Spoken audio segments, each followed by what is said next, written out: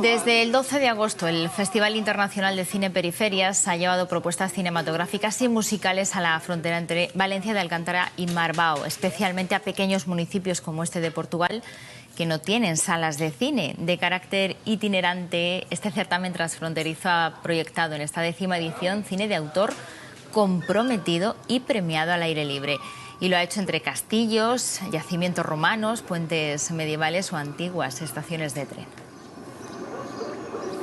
Llevamos el cine donde los pueblos rurales donde no hay cine. Además, un cine de calidad, no un cine comercial o un cine... Ponemos un cine de calidad. Este trabajo que se está haciendo aquí es eso, para modificar un poco lo que es el cinema y para traer más público a lo que sería este cinema de autor, que es un poco lejos, medio utópico.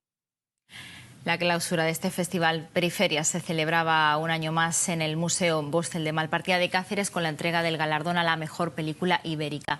Esta edición han llegado a 14 poblaciones de La Raya.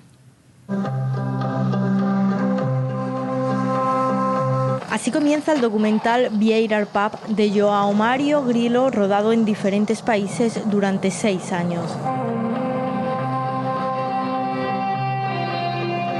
Anoche, su productor, Fernando Centello, recogía el premio Tello Internacional a la mejor película ibérica del Festival Periferias. Fomenta la cooperación transfronteriza, la unión a ambos lados de la raya, de nosotros como extremeños que tenemos ese mandato de cooperación con Portugal, y el cine también para difundir objetivos necesarios en este mundo global en el que vivimos. Periferias cerró su 10ª edición en el Museo Bostel de Malpartida de Cáceres, después de recorrer hasta 14 localidades rayanas. He pasado más de 30 obras por este festival entre documentales, largometrajes, cortometrajes, animación.